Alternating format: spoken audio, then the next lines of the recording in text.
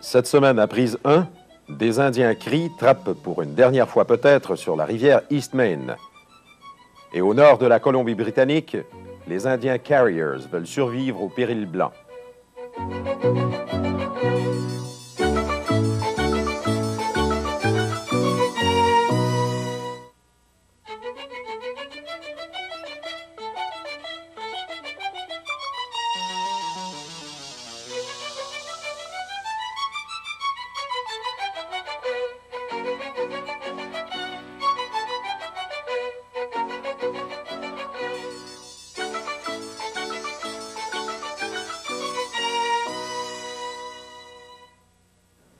Mesdames, Messieurs, bonsoir. Nous allons voir ce soir deux films réalisés par Roger Murray, un jeune cinéaste de la région de Matane. Deux films qui sont un bon exemple de ce qu'on pourrait appeler le cinéma artisanal. Bûcheron de son état, Roger Murray a choisi le cinéma comme moyen de communication. C'est ainsi qu'il est devenu caméraman par nécessité, monteur par obligation et producteur pour contrer le système de production traditionnel qui ne lui aurait jamais sans doute permis de se lancer comme il l'a fait dans la réalisation de films. Pour nous parler de Roger Murray et de son cinéma, j'ai le plaisir d'avoir en studio Arthur Lamotte, cinéaste bien connu, pensez au Bûcheron de la Manoine et aussi à la grande fresque qu'il est en train de construire avec les Amérindiens du nord-ouest du Québec. Arthur Lamotte, vous êtes un des rares à pouvoir vous vanter de connaître M. Murray, qui n'est de toute évidence pas ici, il est quelque part en Colombie-Britannique en train de bûcher. Non pas qu'il y ait une contradiction fondamentale là-dedans, mais comment peut-on associer cinéma et bûcheron de profession? Oui, de toute façon, il n'y a pas de contradiction. Moi-même, j'ai été bûcheron, et c'est pour ça d'ailleurs que j'ai fait mon premier film Bûcheron de Manoine, après mon expérience de bûcheron. Et lui, Roger, par contre, a décidé de revenir bûcher du bois. Il n'a pas eu de la chance. Disons qu'il est obligé d'aller bûcher pour payer ses dettes. Quand on fait des films, quand même, il coûte plus cher que ce que paye Radio-Québec, par exemple, qui n'en paye qu'une infime partie du prix des films. Et on le considère comme s'il était de l'ONF pour les prix. Alors il est obligé, après avoir fait des films, pour payer ses dettes, d'aller continuer de couper du bois. Qui c'est ce bonhomme-là? C'est un jeune homme. C'est dommage qu'il ne soit pas ici, on le regrette. Il est de Saint-Luc de Matane. Il a fait un premier film sur son village. Il avait emprunté une caméra au cégep. Sous-prétissement, il a eu des difficultés à emprunter la caméra. Il a monté son premier film, La Corvée, un film admirable. Il n'avait pas de table de montage. Il a monté l'original directement en se servant de la fenêtre, devant la fenêtre de la cuisine chez lui.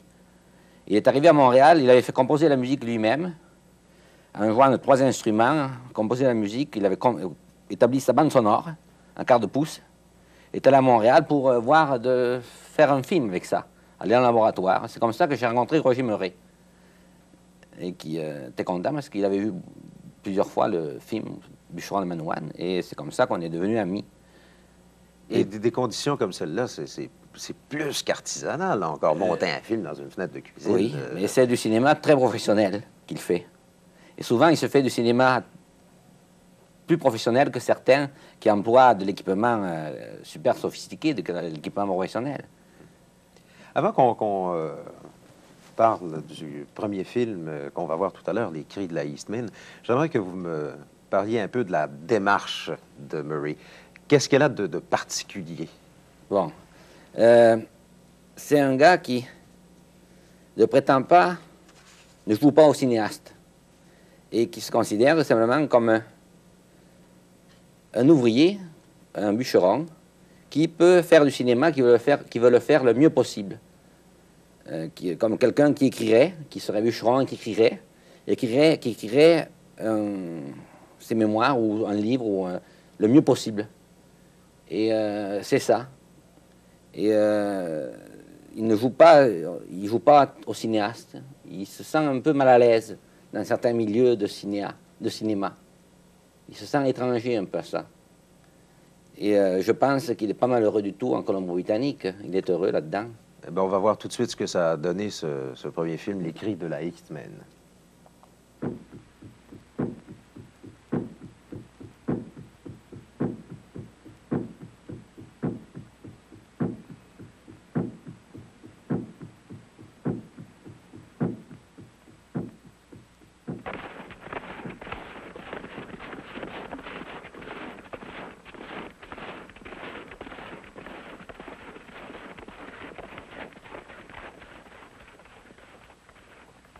En janvier 1974, une route en construction longue de 450 000, 750 km et reliant Matagami à Fort-Georges va permettre le harnachement des rivières Rupert, Ismaine et la Grande, créant ainsi une immense réserve hydraulique et une production énorme d'électricité.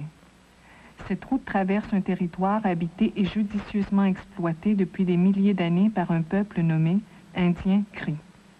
Ce film relate la vie d'un groupe de ces Indiens venus trapper sur leur territoire de chasse, dont le campement est situé à 5 milles de la route, le long de la rivière Ismaine. 70 100 km séparent ces gens de leur village. Ils sont 3 hommes, 5 femmes et 2 enfants qui vont vivre 6 mois sous la tente.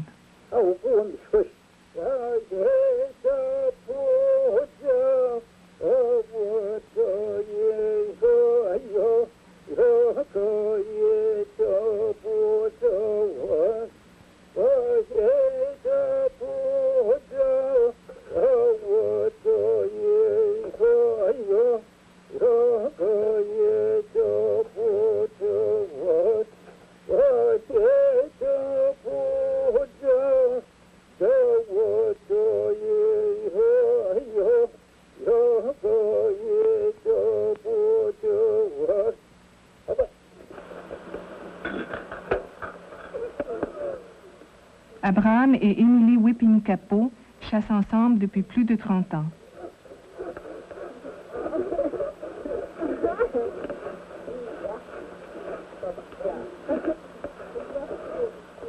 Leurs jambes sont devenues aussi raides que le fût de raquette que l'Indien s'acharne à plier.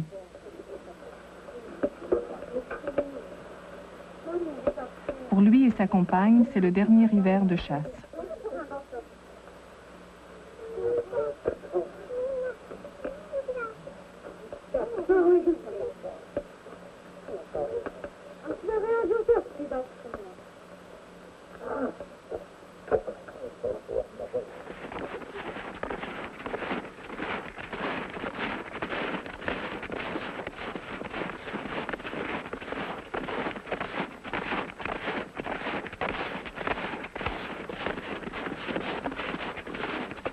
William Wiskechan et Clarence Mayapo ont parcouru 20 milles, 30 km, pour atteindre l'emplacement de leur piège. Ils vont demeurer 4 ou 5 jours dans une tente de relais, le temps de relever les trappes, puis de revenir avec les prises que les femmes dépeceront.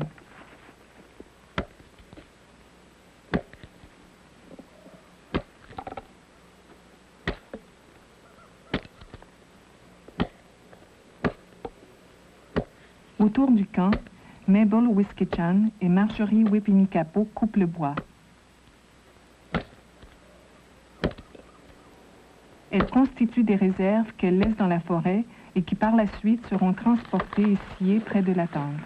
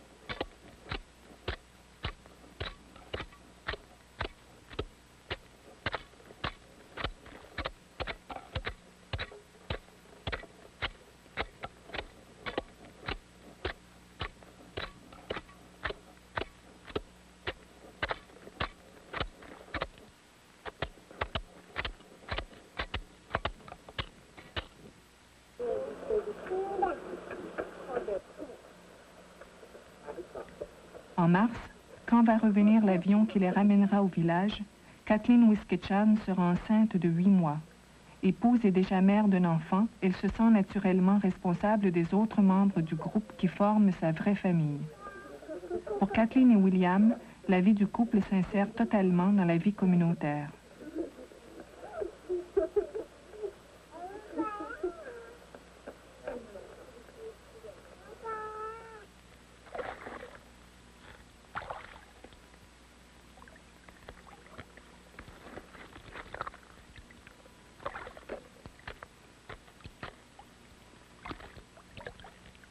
À défaut de feuillus, le castor se nourrit de conifères. Très recherché pour sa chair et sa fourrure, cet animal constitue le 3/4 des prises et par conséquent la source principale de revenus pour l'Indien.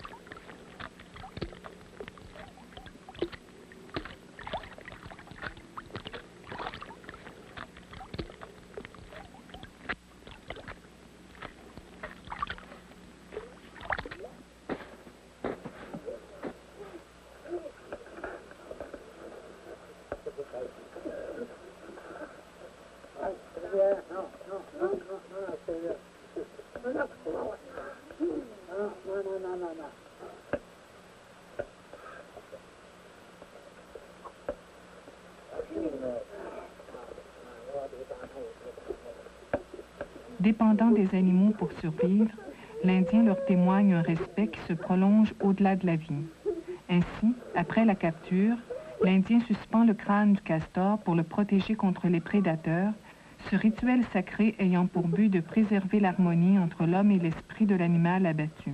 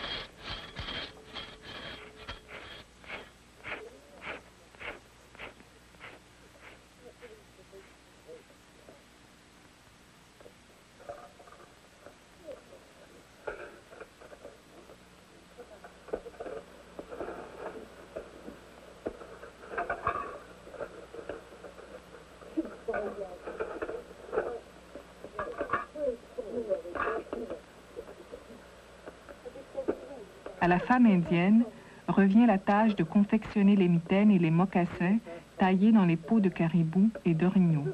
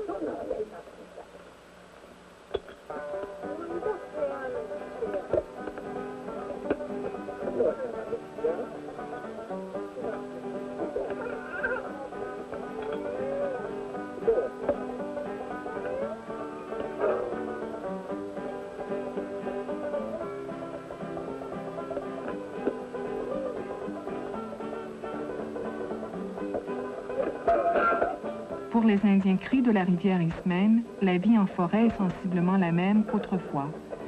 Cependant, dans ces grands espaces, le tambour ne résonne plus. Le magnétophone à cassette a fait son apparition.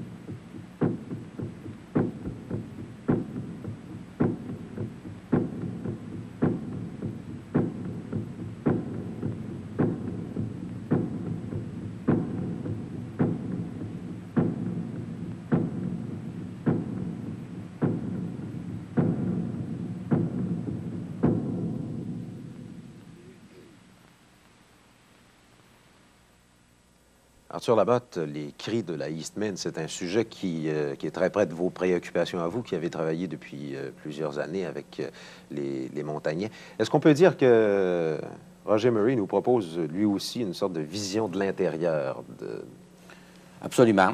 Et il était là, travaillait comme bûcheron pour ouvrir les chemins à la baie James, sur la rivière Eastmain. Il a rencontré une famille Cree qui trappait dans la région, qu'il a invité chez lui, puis il a fait un film là-dessus. Et c'est une vision vraiment de l'intérieur. Cette vision, ce qui caractérise la démarche de Roger Murray, c'est la grande honnêteté de ses films. Une vision morale qu'il fait. C'est pas du tout ambigu, les films. Et c'est pour ça, d'ailleurs, qu'il y a de bonnes images. Toute image du cinéma a forcément un tout plan. C'est René qui l'a expliqué, ou Godard aussi explique comme ça. Il y a une valeur morale dans chaque belle image. Et les belles images qu'il peut y avoir, elles ne sont pas le produit du hasard. Elles sont le produit d'une conscience morale affinée. Mais vous dites que ce n'est pas le produit du hasard. Murray a pris des risques dans son film. On disait tout à l'heure, enfin, vous disiez tout à l'heure que oui. le genre de cinéma qu'il fait est aussi bon, sinon même parfois meilleur que le cinéma professionnel. Mais dans la séquence de l'attente, par exemple, il a tourné à l'intérieur avec de la pellicule pour l'extérieur. En plus de ça, dans un éclairage ambiant, ce qui donne une espèce d'image jaunie. C'est un risque sérieux que certains, entre guillemets, professionnels n'auraient pas couru. Jamais. Jamais. J'ai tourné avec des professionnels encore, et des équipes lourdes, et jamais ils ne prennent. Un caméraman professionnel ne prendrait pas ces risques. Il a pris ces risques, il a tourné, c'est-à-dire avec cette pellicule, et puis après, en plus, il a tourné en tournant à, je crois, 8 images secondes, ce qui donnait un temps d'exposition de la pellicule 3 fois plus grand. Et puis après, on a, au laboratoire, on a allongé les images 3 fois chaque image. Alors, on a à peu près le même temps, mais ça fait saccadé. Et puis, c'est ça. C'était le seul moyen qu'il avait pour tourner cela. Et je trouve que le résultat est quand même est là. Et c'est valable. C'est de ces choses-là que quelqu'un qui voit le cinéma non pas comme un art qu'on apprend, mais comme une démarche à la fois intellectuelle et morale, est prêt à prendre ces risques-là. Est-ce que, justement, ça m'amène à penser, est-ce qu'on ne peut pas dire de Murray qu'il a le génie inné du cinéma, en ce sens qu'il ne s'arrête pas à des considérations techniques, qu'il prend des moyens détournés, un peu le système D du cinéma, et que pourtant, malgré tout, ça arrive à faire des trucs particuliers qu'on ne pourra jamais retrouver ailleurs, et que s'il avait pris un autre chemin, un chemin plus normal, il ne serait pas parvenu. Mais beaucoup de choses dans le cinéma, beaucoup d'images de cinéma, beaucoup de découvertes ont été faites de cette façon-là. Beaucoup de techniques, beaucoup de recettes du cinéma sont venues uniquement de cette façon-là. C'est-à-dire quand il y avait des difficultés, qu'on a trouvé un système pour la surmonter, la difficulté. C'est un moyen, qu'on dirait, presque scientifique, par lequel on progresse. Et c'est ce qu'il fait. L'attitude morale dont vous parliez tout à l'heure, on va la retrouver également dans le prochain film qu'on va voir, La Nouvelle-Calédonie.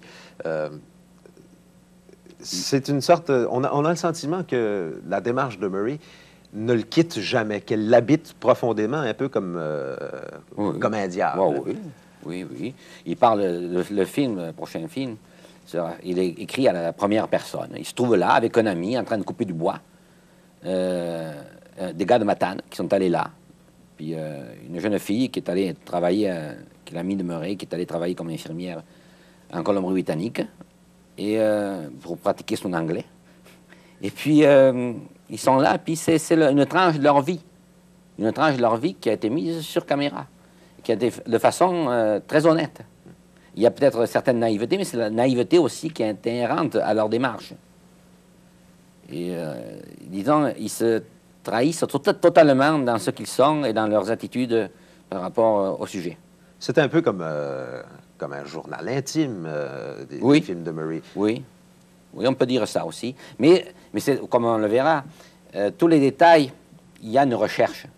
Et lui, il va quelque part, il essaye de savoir précisément qui c'est les gens qu'il a là, d'où est-ce qu'ils viennent, quelle est leur histoire et tout. C'est pas une attitude documentariste. C'est des films documentés. La distinction que faisait d'ailleurs Jean-Luc Godard entre la différence entre un film documentaire et un film documenté. Il fait des films quand même documentés. Ce qui n'est pas le propre en général de tous les journaux de voyage, qui des fois livrent uniquement des premières impressions superficielles. Par contre, lui, il y a une démarche qui ne quitte jamais d'essayer de savoir, de connaître et de transmettre la connaissance qu'il a au public. Parce que c'est pas... quand on ne veut pas transmettre, quand on ne cherche pas ce qui en est du sujet, on ne transmet dans les films que l'ignorance. Les films qui sont faits par des ignorants ne transmettent que l'ignorance, forcément. Alors c'est pour ça que lui, par contre, il essaye d'en savoir le plus possible. Pour lui-même, c'est une démarche personnelle. Et cela se transmet dans ses films. Eh bien, on va regarder tout de suite ce que ça a donné, cette démarche, avec La Nouvelle-Calédonie.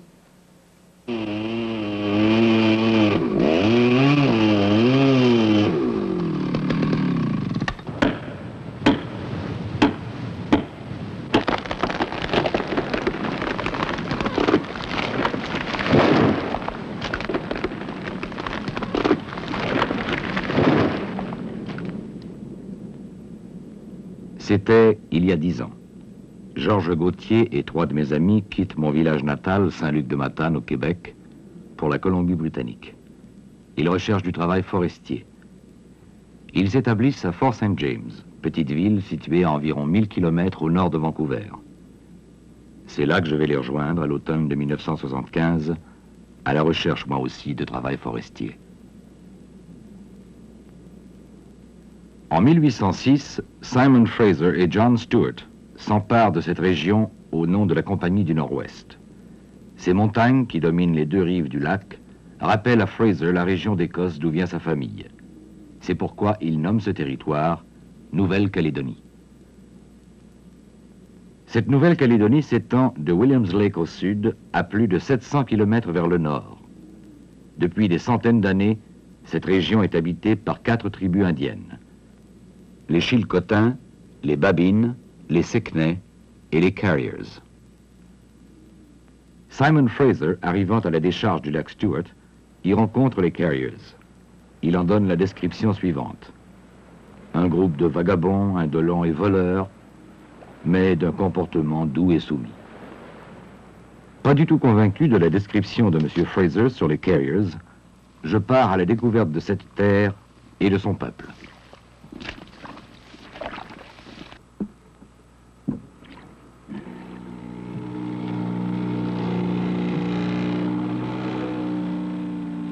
Cette découverte commence avec Louis et Gisèle.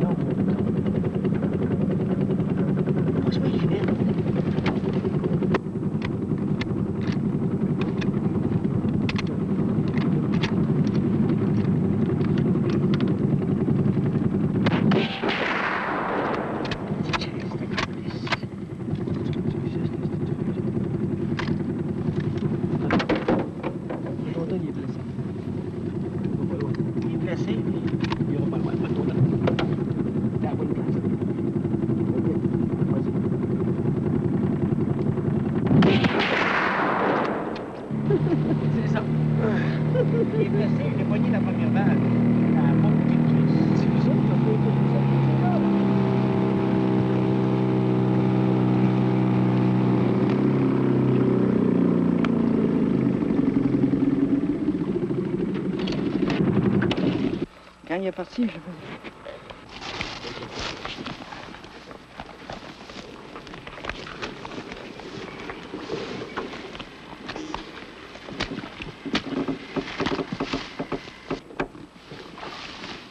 Ah, va. Il est maudit, il est bien pris. Ah oui. Pauvre Nial, hein? Oh, qu'est-ce que c'est? Il n'aurait pas vécu longtemps. Hein? T'es touché, moi, là, le beau vieux. C'est pas trop pire. Pas trop en viande de bon là-dedans.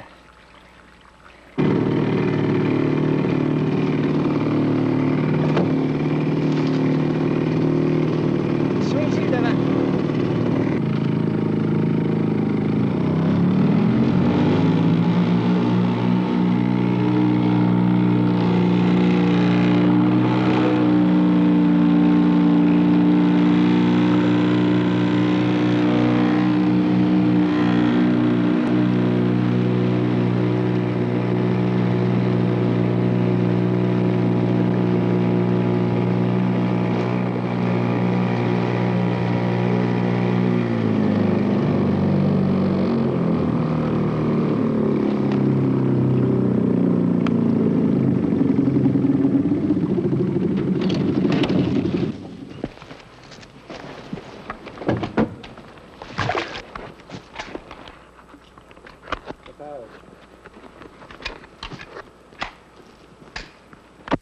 Tu veux qu'on le mette? On va reculer là-bas.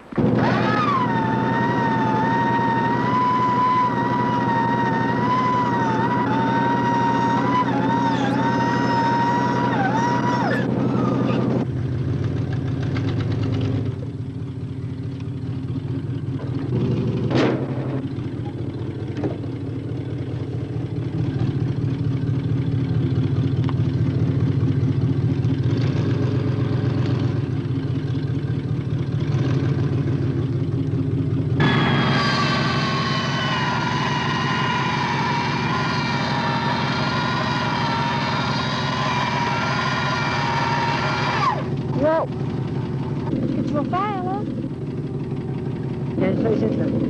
Ça ici. C'est pour Non, faire. mais juste l'autre bord. Comme ça, là.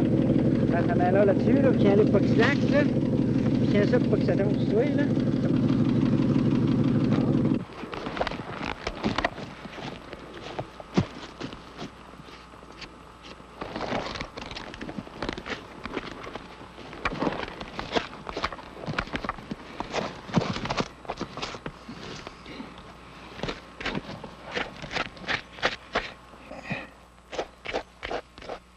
Il va. Ok, c'est ça.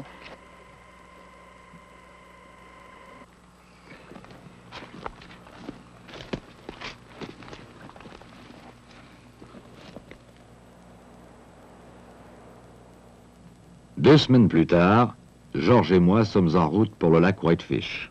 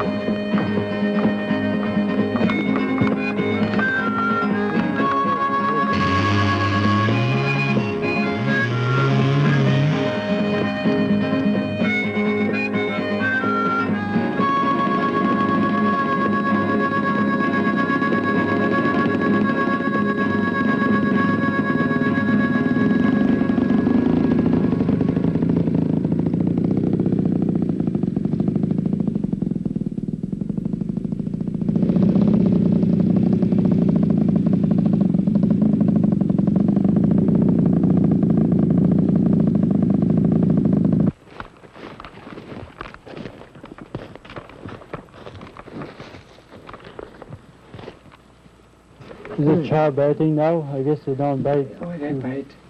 They do. Yeah, trouts do. Au lac Whitefish, nous rencontrons trois carriers vivant sur leur territoire de chasse.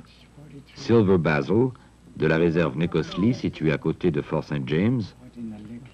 Oh. I parked halfway. I parked out of George Todd et Monsieur Joseph du village de Tachi, situé sur la rive nord du lac Stewart. Oh, yeah. yesterday. From the road or... From Tachi. or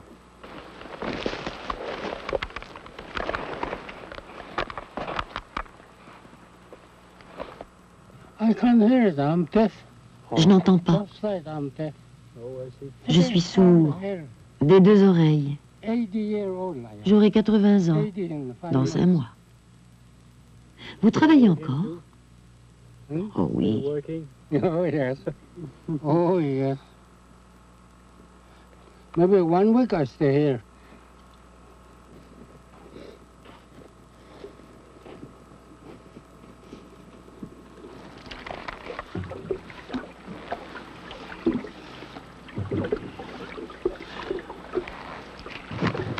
Snow on the mountain now. Il y a déjà de la neige sur les montagnes.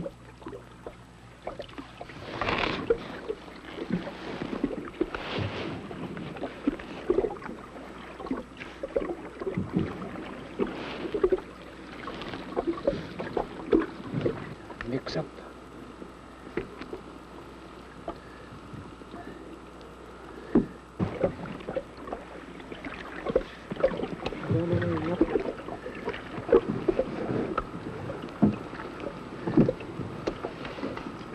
Tangle up.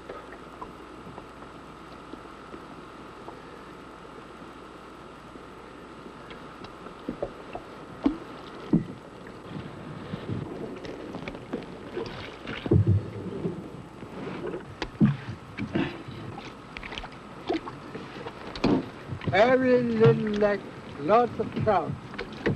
Il y a des quantités de truites dans chaque petit lac. And there are also trout. 46. 46.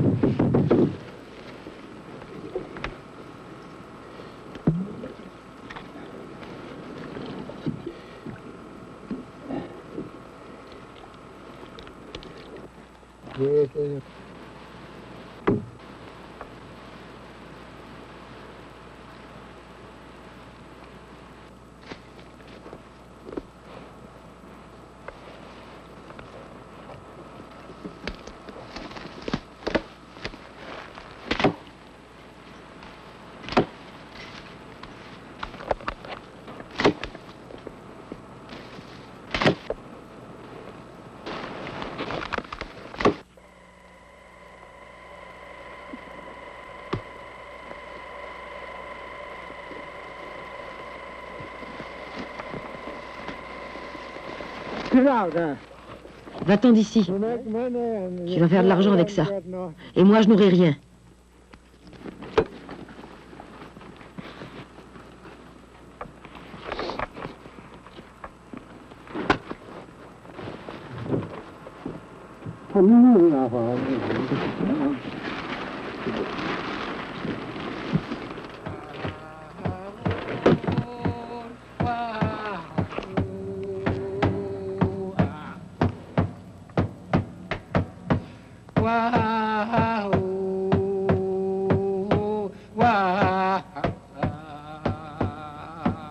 Nous sommes invités à partager leur camp pour la nuit. Plus tard, dans la soirée, les Carriers chantent et racontent des histoires de leur tribu. Tôt le lendemain, ils vont relever leur filet.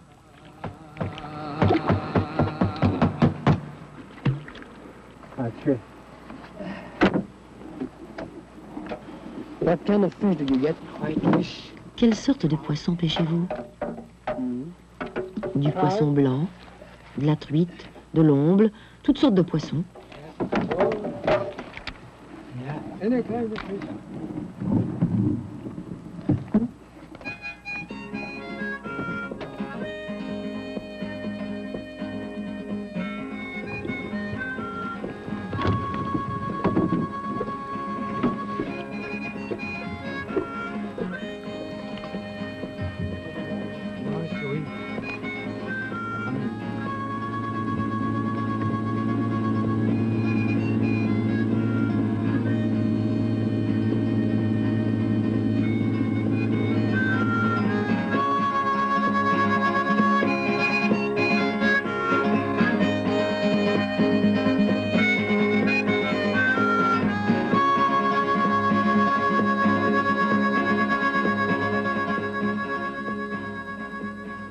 Novembre.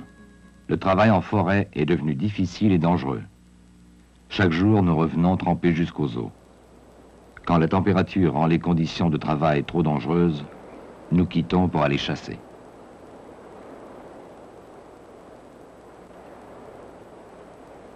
Au cours d'une de ces chasses, nous apercevons une flèche indiquant la présence de 2 tombes.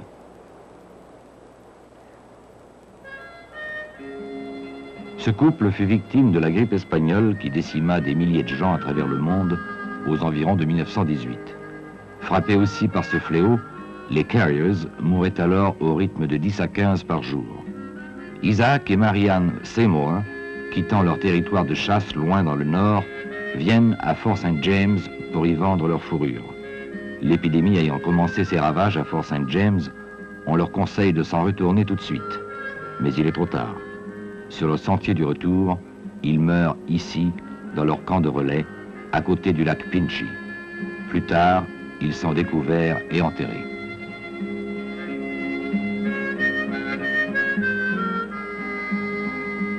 Dans les mêmes parages, nous rencontrons 2 chasseurs et leurs montures.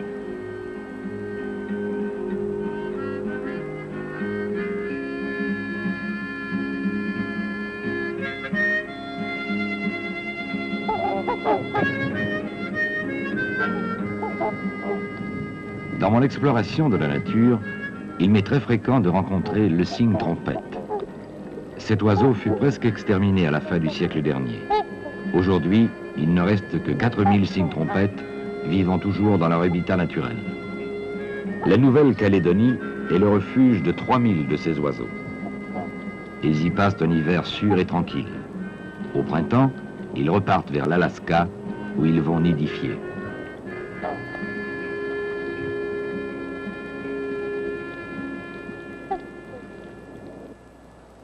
La partie sud de Fort St. James constitue la réserve Necosly.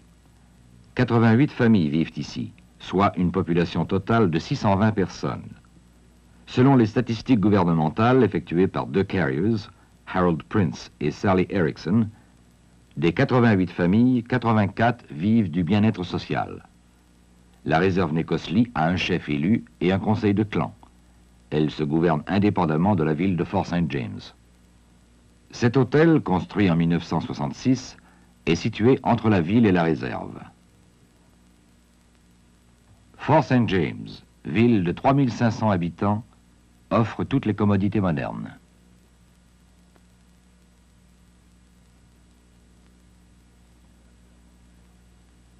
Un peu avant Noël, je vais au village de Tachi voir M. Joseph. Georges et moi l'avions rencontré à Whitefish. Il est chez lui et m'accueille chaleureusement. C'est là que je fais la connaissance de son fils Jimmy. Il manifeste le désir de se rendre à Fort St. James avec moi. Je le fais monter. Dans la voiture, il me raconte qu'il s'est familiarisé avec les problèmes des Indiens pendant les 6 années qu'il a passées à Vancouver. Il s'offre de m'aider dans la réalisation du film. Puis, nous prenons rendez-vous chez Silver Basil, le jeune Indien qui était avec les 2 hommes âgés rencontrés à Whitefish. Dans la soirée, je me retrouve dans la maison de Silver Basil avec Jimmy et 3 autres personnes. Je prends des notes et enregistre des chansons. Les Indiens boivent un peu. Comme il manque de whisky, on me demande d'acheter une caisse de bière. La maison de Silver Basil est sur la réserve Necosly, à 1/2 kilomètre de l'hôtel. Je laisse mon magnétophone sur la table et sors. À mon retour, Jimmy Joseph s'est envolé avec mon appareil. Je demande l'aide de la police. Le sergent Roger E. Deere conduit l'enquête. Il me permet de l'accompagner. Après avoir interrogé quelques personnes, le sergent soupçonne Jimmy d'être au village de Tachi. En effet, nous l'y trouvons. Le sergent lui dit que s'il accepte de remettre le magnétophone et de plaider coupable, il ne sera pas traîné en justice. Jimmy accepte et nous dévoile l'endroit où il l'a caché.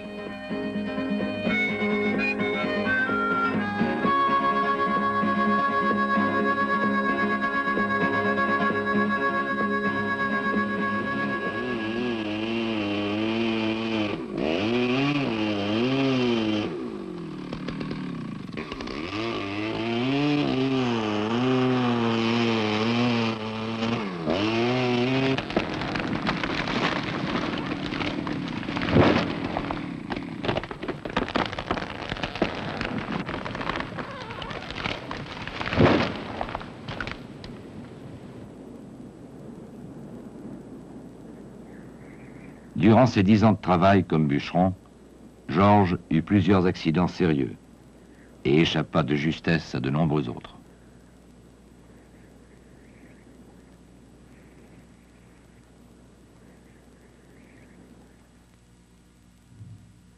Un jour, une jeune femme carrier me présente à Madame Burney. Madame Burney m'apprend l'existence de grottes et de dessins situés sur la rive nord du lac Stewart. Ces grottes ont été creusées par les vagues et, selon Madame Burney, ont servi d'abri temporaire aux carriers.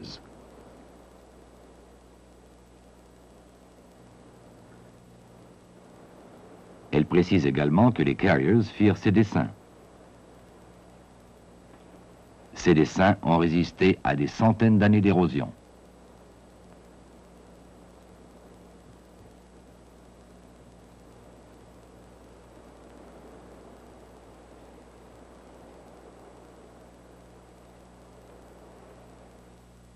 Madame Burney m'explique que le nom carrier fut donné à leur tribu par les premiers explorateurs anglais, le mot carrier signifiant porteur dans la langue anglaise. L'ancienne coutume était de brûler les corps lors du décès. L'épouse du guerrier défunt transportait sur son dos les quelques os carbonisés ramassés dans les cendres. Elle les portait jusqu'à ce que les membres du même clan aient ramassé suffisamment de nourriture. Cette nourriture était alors distribuée publiquement aux gens de clans différents au cours d'une cérémonie appelée potlatch. Cette cérémonie était en fait le prétexte à une meilleure distribution des richesses entre les Indiens. Aujourd'hui, le potlatch subsiste encore, mais il a perdu toute sa signification originelle. Madame Burney me raconte également comment les Carriers furent soumis et exploités par la compagnie de la baie d'Hudson. Dans ce contexte, elle mentionne le grand chef Croix. Il mourut au printemps de 1840, laissant derrière lui 4 femmes et 17 enfants. Le chef Croix fut enterré selon son désir à la décharge du lac Stewart, afin de voir durant l'été les saumons remonter le courant de la rivière. Sur son tombeau, une inscription rappelle un incident. Cet incident impliqua le grand chef Croix et James Douglas, le premier agent de la compagnie du tout nouveau Fort St. James. C'était en 1828. Douglas et ses hommes abattent à coups de hache un carrier, soupçonné d'avoir tué un employé de la compagnie. Le corps de l'Indien est jeté à une meute de chiens affamés. Le chef Croix, furieux, fonce sur le fort avec ses guerriers et l'envahit. 2 femmes vont réussir à sauver la vie de Douglas. Nancy Boucher, une carrier, retient le chef Croix et le supplie d'épargner Douglas. Entre-temps, l'épouse de celui-ci monte à l'étage et lance de nombreux cadeaux aux guerriers. Croix accepte ses offrandes de paix et l'ordre est rétabli. Mais Douglas ne sera plus jamais en sécurité dans cette région. On devra le transférer à Fort Vancouver. Aux environs de 1850, les canons sont enlevés et la palissade est démolie. Le commerce des fourrures demeure important jusqu'à la découverte de l'or en 1860, découverte qui met fin à l'isolement de la région.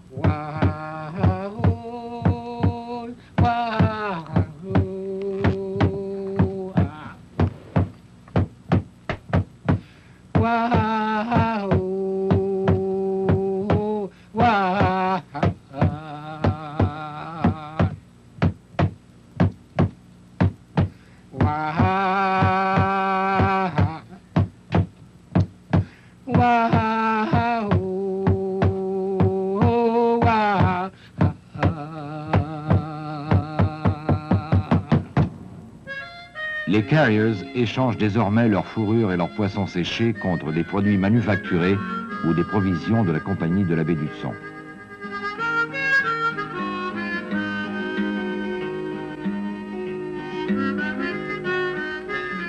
Durant cette période, les Carriers abandonnent leurs tentes et construisent des maisons de bois sous la direction des prêtres français. Le plus renommé, le père Maurice. Il arrive à la mission du lac Stewart en 1885. Pendant un quart de siècle, le père Maurice travaille parmi les Carriers. Il leur enseigne à lire et à écrire.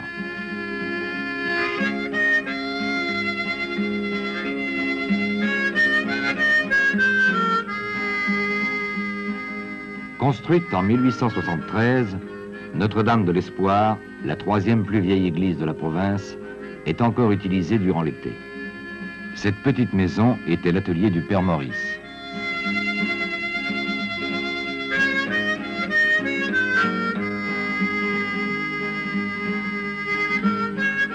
Le Fort St. James sera restauré pour lui redonner son aspect de la fin du siècle dernier.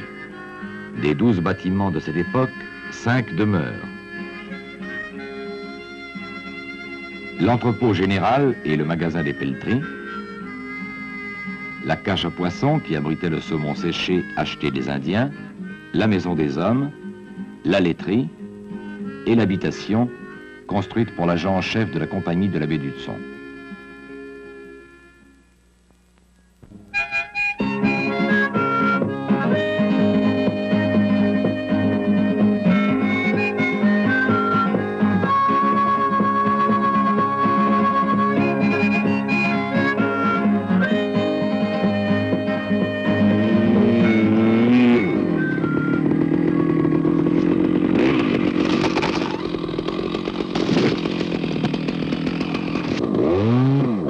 Au nord de Tachi, une compagnie forestière est en opération. Cette compagnie appartient à 3 Carriers. Il leur fallut 3 ans pour monter cette entreprise. Aucune banque ne leur faisait crédit. Finalement, ils reçurent un prêt du département des affaires indiennes qui facilita l'obtention d'un second prêt d'une banque locale.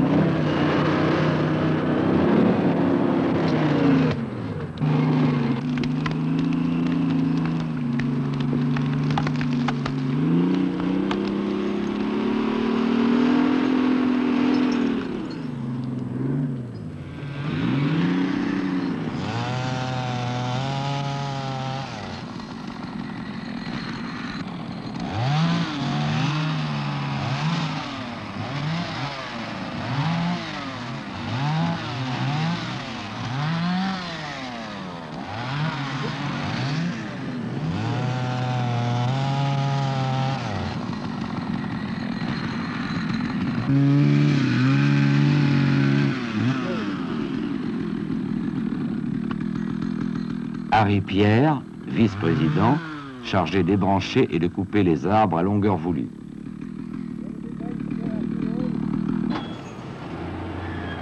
Raymond Prince, secrétaire, responsable de l'entretien des machines.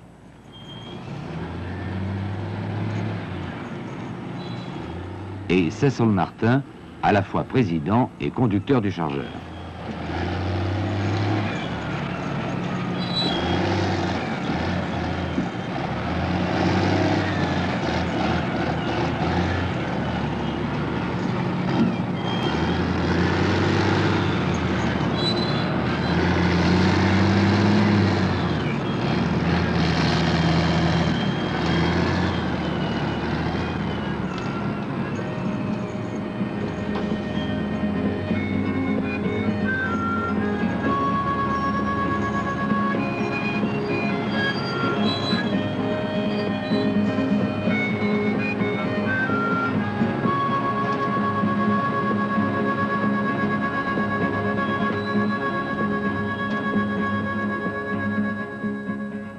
À la fin mars, une enquête médicale est conduite par le docteur J.F. Piper au nom du ministère de la Santé et du Bien-être social.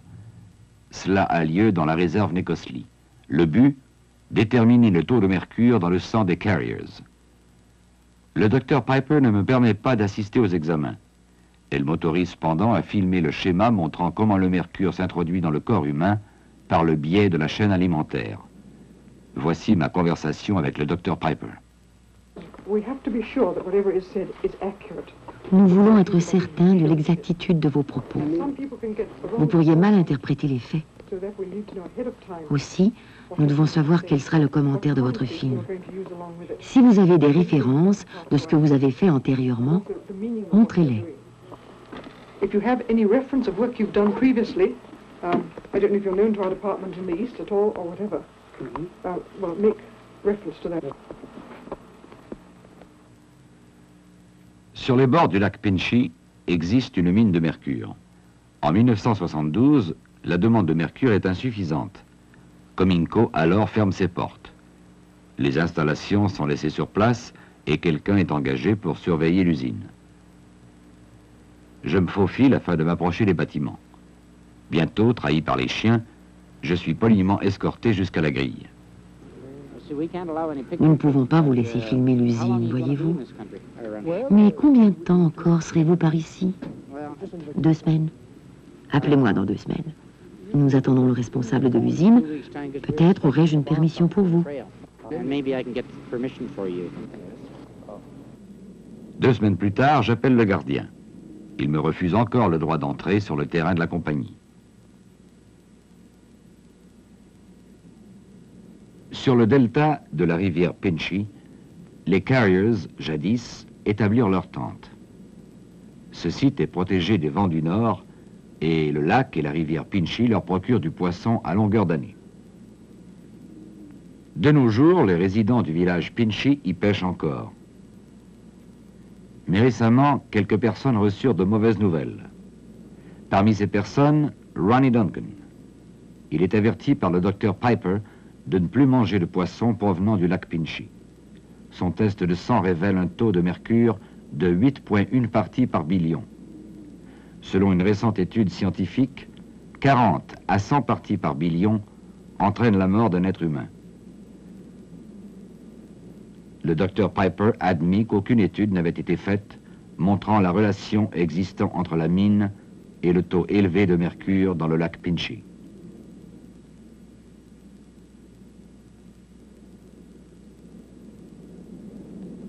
L'hôpital dessert la population de Fort St. James, y inclut les 1600 carriers de la région.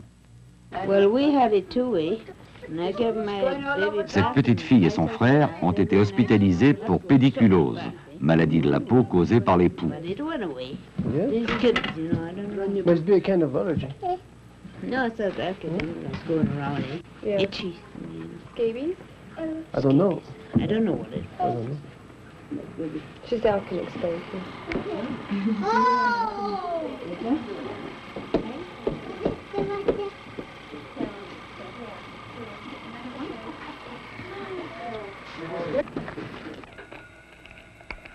Plusieurs enfants carriers souffrent de pédiculose. Cependant, la plupart sont hospitalisés pour troubles pulmonaires.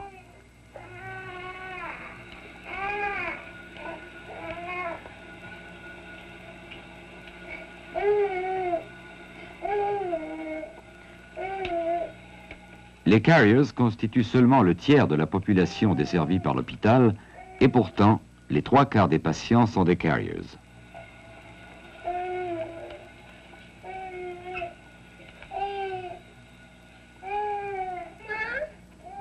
La plupart du temps, les soins qu'ils reçoivent sont pour blessures reçues au cours de bagarres.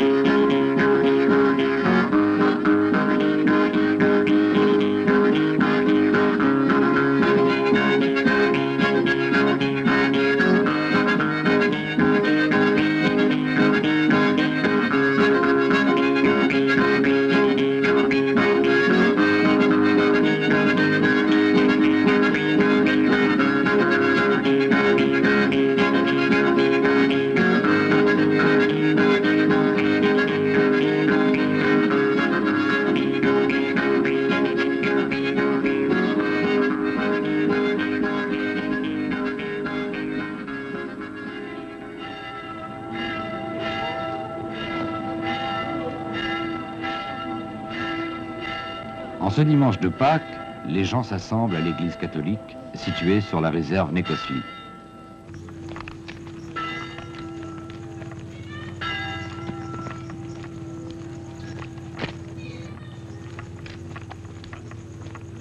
Plusieurs cultes sont représentés à Fort St. James.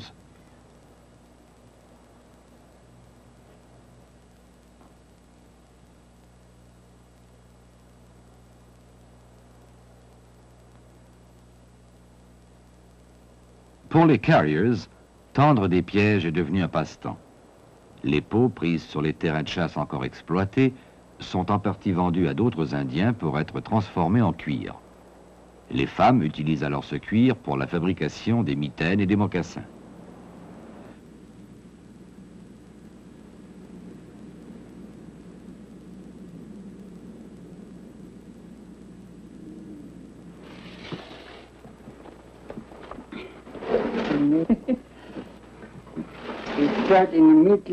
L'orignal est chassé légalement par les Indiens durant toute l'année. De la peau d'orignal sont taillées des lanières de cuir appelées babiches, utilisées pour tresser les raquettes.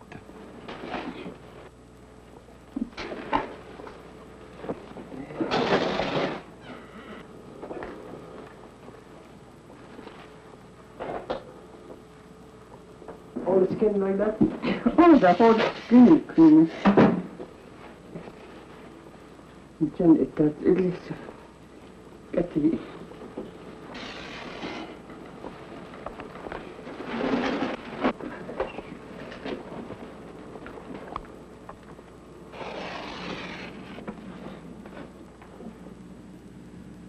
Aux abords de Fort St. James, 3 moulins emploient 650 personnes. Parmi ces travailleurs, 90 sont des carriers. Dans ces scieries travaillent également 100 hindous. Ils forment une petite communauté à Fort St. James. Leur arrivée coïncida avec la construction d'un important moulin à bois. Ils mènent une vie retirée, sont ignorés des Blancs et sont l'objet d'une agression prononcée de la part des Carriers.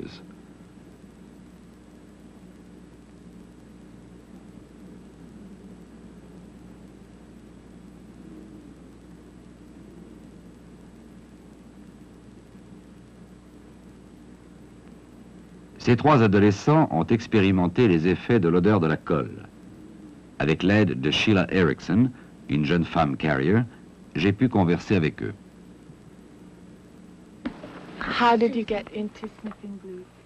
Comment avez-vous commencé à respirer de la colle? Avec des amis. Au début, on respirait de la gasoline et ensuite on a essayé la colle. Pourquoi avez-vous commencé? Pour la curiosité, pour voir des choses. Où preniez-vous la colle? On la volait dans les magasins. De quelle façon la respirez-vous? En la mettant dans la manche, dans un sac, et ensuite sous la veste.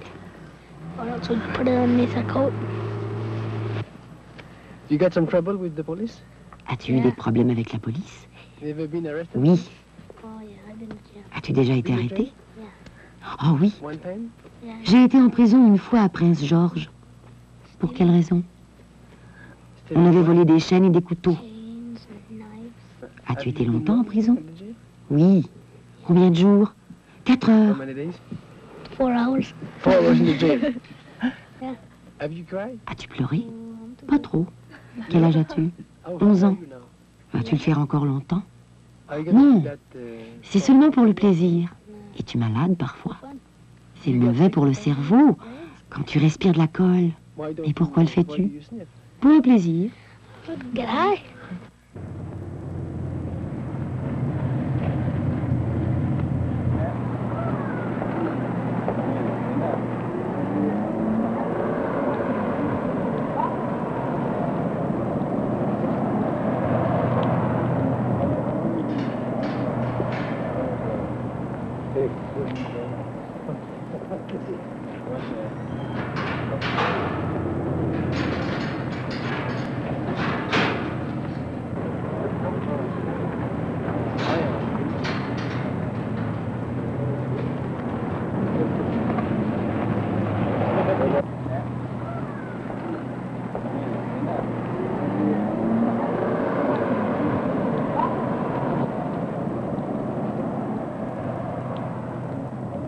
Afin d'empêcher les vols, cette grille, depuis 3 ans, barre l'entrée de la Société des alcools.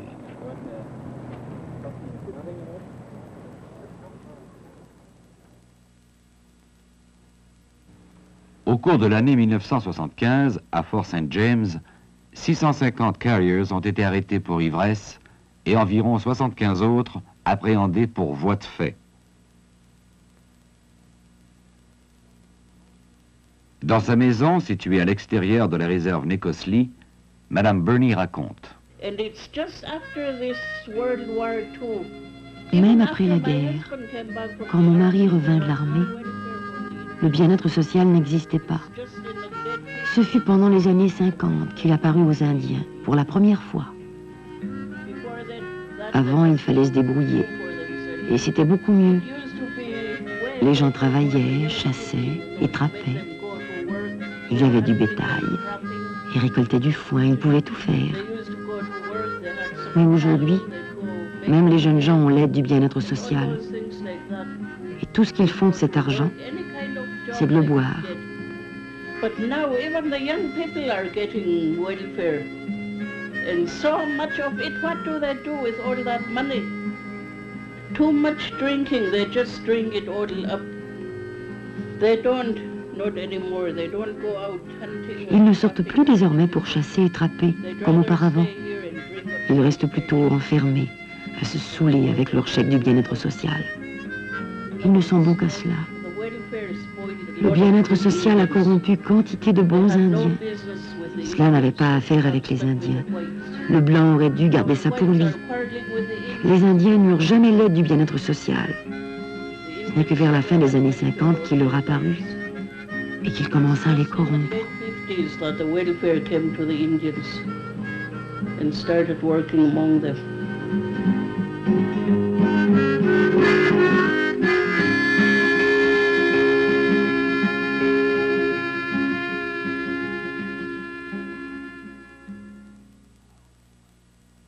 Harold Prince, assisté de Sally Erickson, travaille dans le cadre d'un programme de réhabilitation des victimes de drogue et d'alcool pour le département national de la santé et du bien-être social. Il visite les gens afin de les aider à combattre l'alcoolisme. Harold vit sur la réserve Nicosly dans la maison de son père, donnant sur le lac Stewart. Tous les jours, il s'entraîne à la boxe.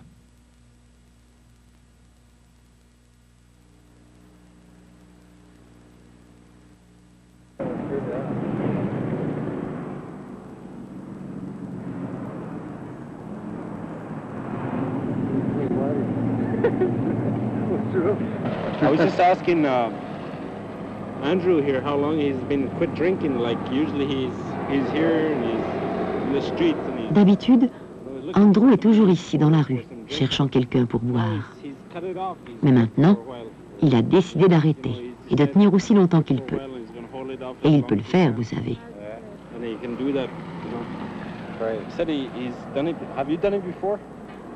Depuis combien de temps as-tu cessé de boire? Ça fait 1 mois.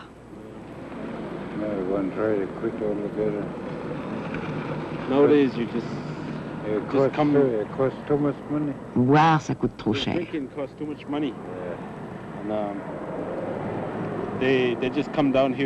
Ils n'ont rien à faire à la maison. Ils viennent ici pour se distraire. Il est heureux. Il n'a plus de problème désormais. No more hangover. I don't like that hangover. Je n'aime pas les maux de tête. J'essaie d'arrêter le mal de tête, mais impossible. Chaque fois que j'en ai un, je rebois. Peut-être pourriez-vous m'aider? Well, first of all, I should say I am concerned about the problem because it is a big... Tout d'abord, je dois dire que je me préoccupe beaucoup de l'alcoolisme, parce que c'est un problème très grave. C'est la raison de mon travail, non pour faire de l'argent, mais par souci des gens. Beaucoup d'enfants vont grandir et tomber dans le même piège que leurs parents. Ils continueront cette habitude de boire, qui sévit depuis les dernières années, et qui s'aggrave de plus en plus. Si les gens ne retrouvent pas leurs habitudes culturelles, je crois que ce sera la ruine du peuple indien. Je pense que si l'on peut atténuer le problème de l'alcoolisme, peut-être que le peuple indien retrouvera sa fierté perdue et noyée dans la boisson. Peut-être serons-nous plus heureux en retrouvant la fierté de notre peuple et de nos ancêtres. Heureux comme mon grand-père, qui, j'en suis sûre, ne connut pas cette façon de boire et de se battre que nous a légué la société moderne. I am sure that they were not like this. The constant drinking and fighting and hating and all the modern society has given to our people.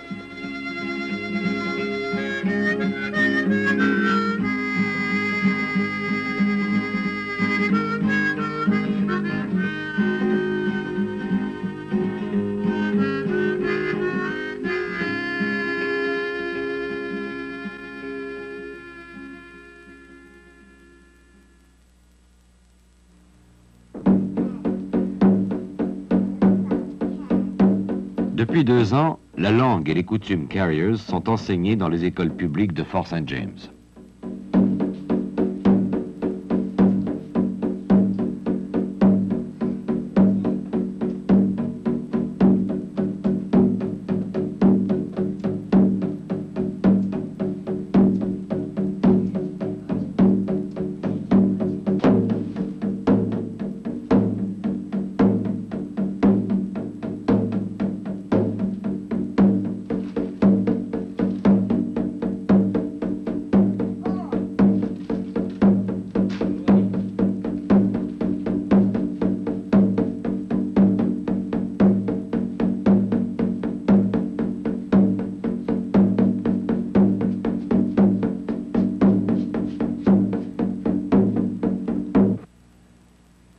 À l'école élémentaire, c'est Madame Catherine Bird qui est chargée des cours de langue carrier.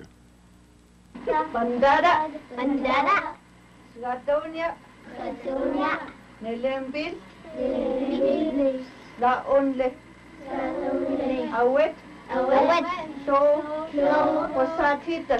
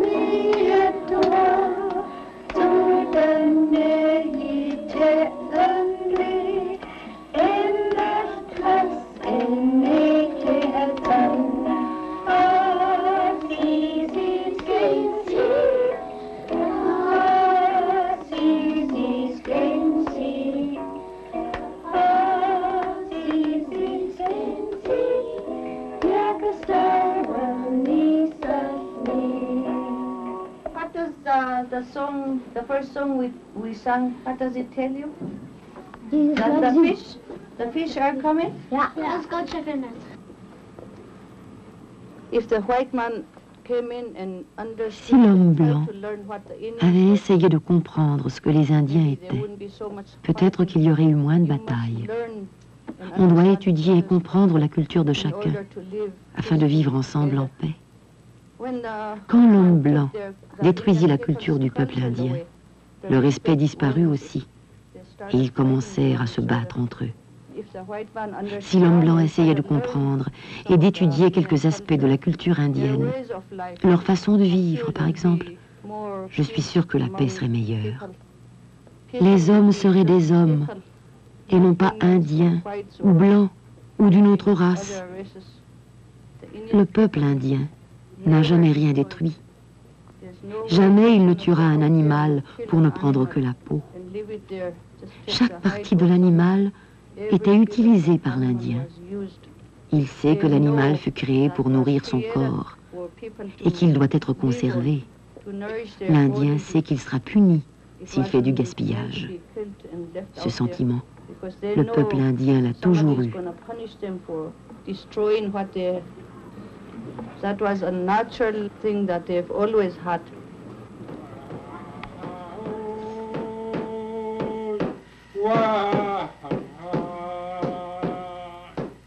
Avant mon départ de la Colombie-Britannique, je revois M. Joseph chez lui, dans son village.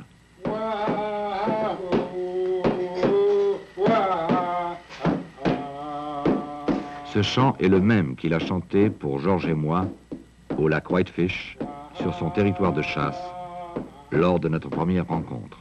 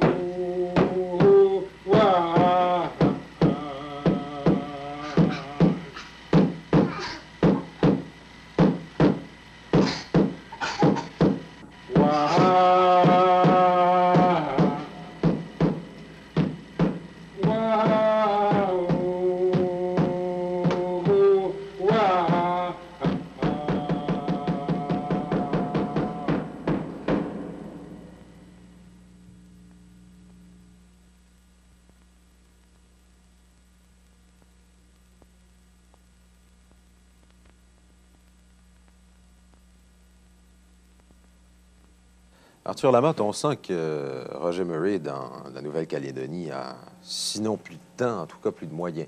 Il y a du son synchrone, ce qu'il n'y avait pas ou à peu près pas dans l'écrit d'Eisman. Non, il n'avait pas l'écrit d'Eisman. Il avait juste un petit magnétophone et pas de son synchrone. Il a acheté après, en bûchant, en coupant du bois, il s'est permis de s'acheter un petit équipement, un peu plus lourd.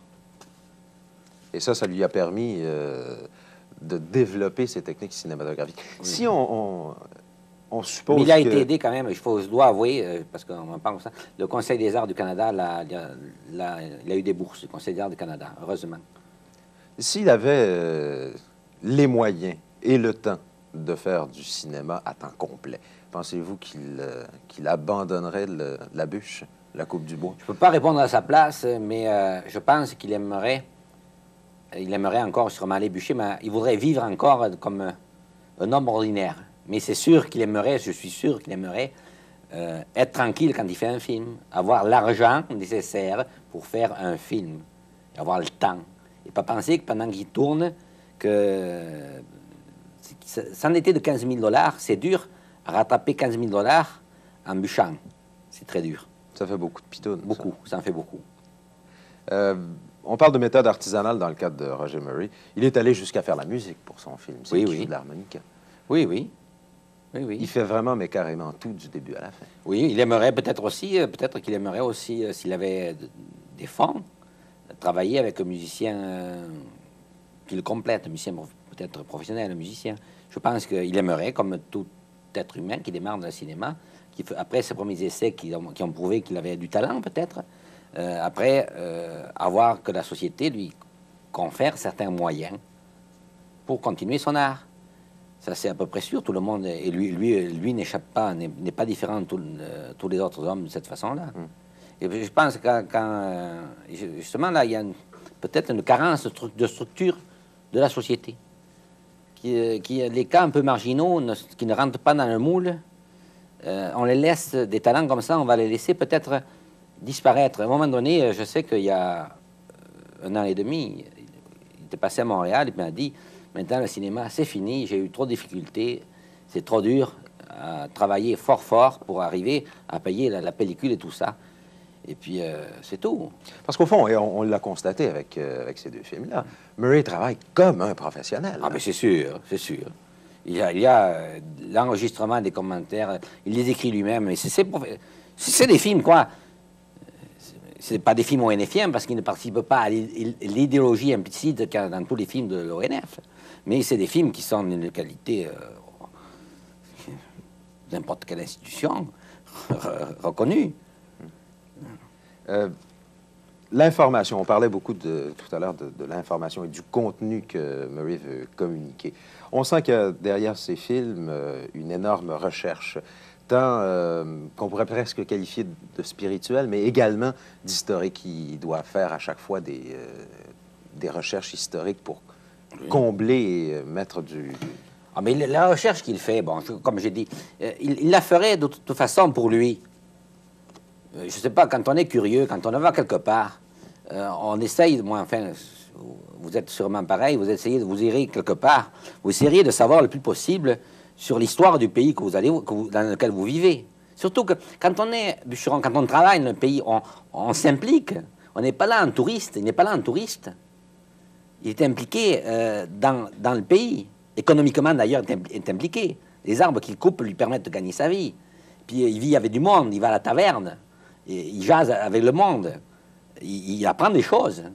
Il y a des expériences humaines qui se passent chaque fois. Il ne vit pas entre touristes, il n'est pas touriste. Vous parliez tout à l'heure d'esprit ONFien du cinéma.